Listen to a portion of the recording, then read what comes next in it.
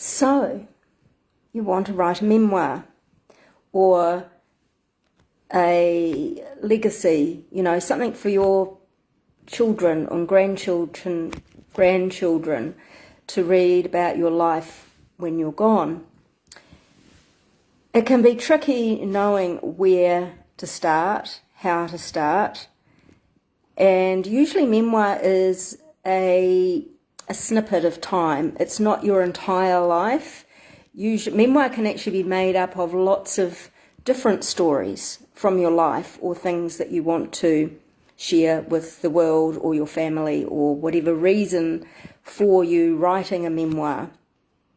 Biography is usually your entire life from birth to death. Memoir is periods of time. And, there are authors out there that maybe have written 5 or 6 memoirs, all talking about different times in their life.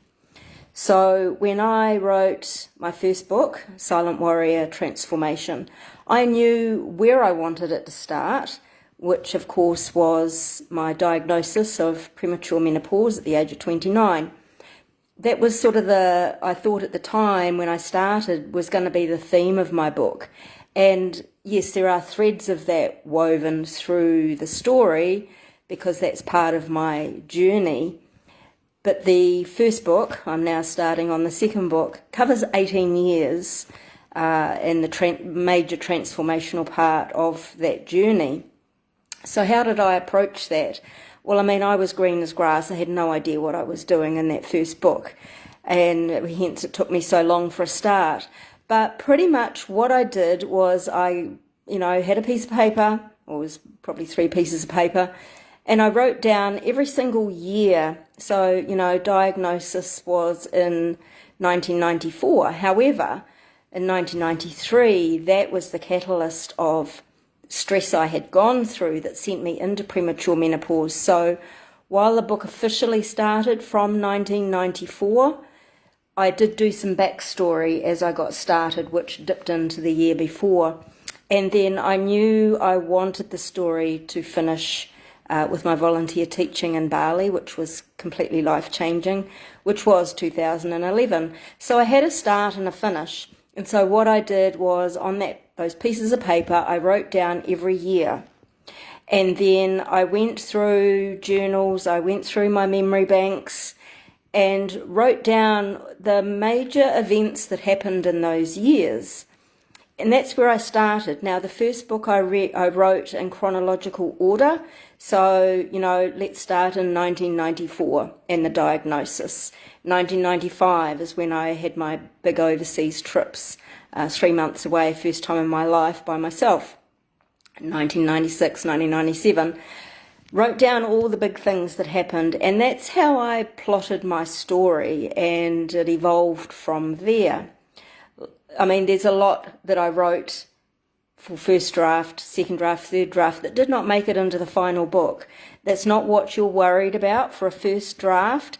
It is really just getting those memories down on paper and, just get it down on paper. And then from there, as you start to pull your story together, you can see what will work and what won't, what maybe isn't so important, that doesn't really fit with the whole theme of your story.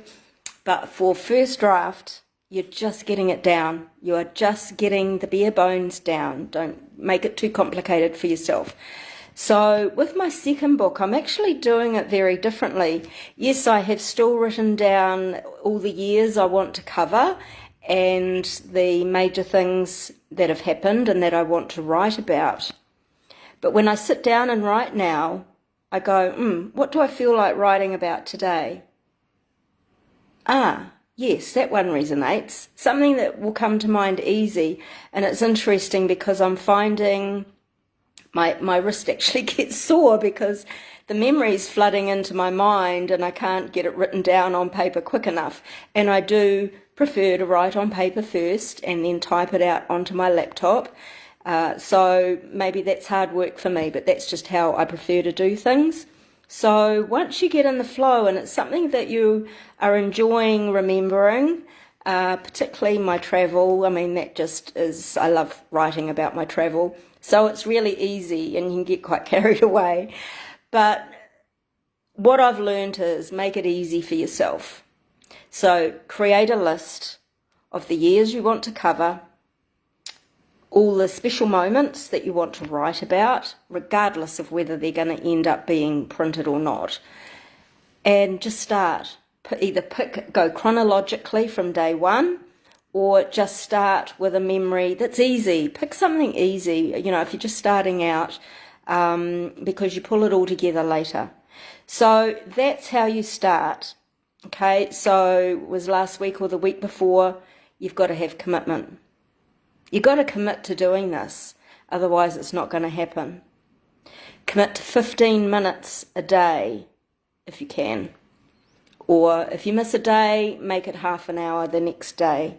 I have, hand on heart, I have started again, so I didn't do it for a couple of weeks, but this week I've been good, and I've been getting my bum in the beanbag and writing again. So commitment, 15 minutes a day, do your list of the years you want to cover and the events that happen that you want to write about, and just start doing it.